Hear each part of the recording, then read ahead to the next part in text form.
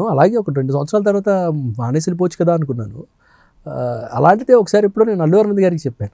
Sir ఇలా ఉంది sir అంటే, అల్లు అరవింద్ గారు అన్ని విషయాలు ఇప్పుడు మీరు అడుగుతున్నట్టే ఫ్యామిలీ ఏంటి, వైఫ్ ఏంటి, ఏం జాబు అంతా ఫస్ట్ అప్పుడు నేను ఇంకా చాలా కొత్త అండి ఇండస్ట్రీ.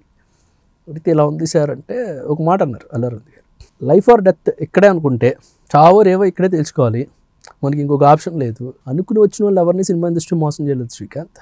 ఆప్షన్ పెట్టుకోకు, అనుకో, ఓకే సక్సెస్ అవుతావు. అంటే జనరల్గా నేను ఎవరికి జాబ్లో వదిలేసి వచ్చేయమని నేను సలహాలు ఇవ్వను, బట్ నీకు చెప్తున్నాను, నువ్వు సర్వైవ్ అయిపోతావు ఇండస్ట్రీలో, నీకు టాలెంట్ ఉంది, నీకు వర్కౌట్ అవుతుంది. బట్ ఇంకో ఆలోచన పెట్టుకోకు, ఇదే అనుకో, ఇక్కడే సక్సెస్ అవ్వాలి, గెలిస్తే ఇక్కడే గెలవాలి, ఓడిపోతే ఇక్కడే ఓడిపోవాలనుకో, సక్సెస్ అవుతావు నువ్వు. ఆయన చెప్పినట్టే ఇదే అనుకున్నావు అండి. Going on sir. మీరు చాలా బిజీ అయిపోయారని బయట టాక్ అనిపిస్తుంది, చాలా కాస్ట్లీ రైటరు అని చెప్పి అంటున్నారు. నిజంగా మీకు ఆ పరిస్థితి ఉందా? అంత రెమ్యునరేషన్ ఎక్కువ డిమాండ్ చేస్తున్నారా? లేదండి, రెమ్యునరేషన్ పరంగా హైయెస్ట్ రెమ్యునరేషన్ తీసుకుంటున్నారు శ్రీకాంత్ వీసా అని చెప్పి అంటున్నారు బయట. సినిమాలకు తీసుకునే అమౌంట్ చాలా పెద్దది. అవును సార్, అవును సార్. కాదు నాకు అర్థం కాల, ఎంత తీసుకుంటున్నారు ఇప్పుడు మీ సినిమాకి అని?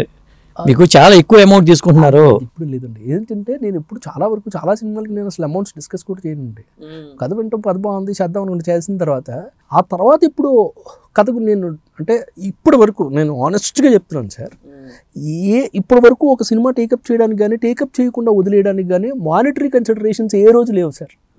అంటే ఇప్పుడు నాకు ఎప్పుడు ఏమనిపిస్తుంది అంటే, డబ్బులే సంపాదించుకోవాలనుకుంటే నేను సాఫ్ట్వేర్ ఇండస్ట్రీలో కూడా మంచిగా డబ్బులు సంపాదించుకోవచ్చు సార్. డబ్బులు సంపాదించుకోవడానికి కాదు కదా సినిమా ఇండస్ట్రీ వచ్చింది, ఏదో మనకి ఉన్న ఇష్టం ప్యాషన్ కొద్దీ సినిమా ఇండస్ట్రీకి వచ్చింది.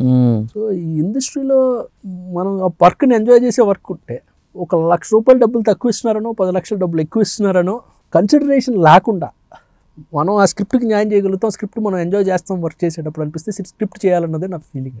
ఓకే, ఇప్పుడు వరకు ఇది ఇంత ఫిక్స్డ్ అమౌంట్ అని పెట్టుకోవడం కానీ, ఆ అమౌంట్ ఇస్తేనే సినిమా చేస్తానంటాం కానీ, ఆ అమౌంట్ రావట్లేదు కదా అని ఒక సినిమా వదిలేసుకోవటం కానీ, లేదంటే ఎక్కువ అమౌంట్ వస్తుంది కదా అని మనకు నచ్చని స్క్రిప్ట్ లేకపోతే మనకి నచ్చని ఇదో చేయడం కానీ ఇప్పుడు వరకు చేయలేదండి.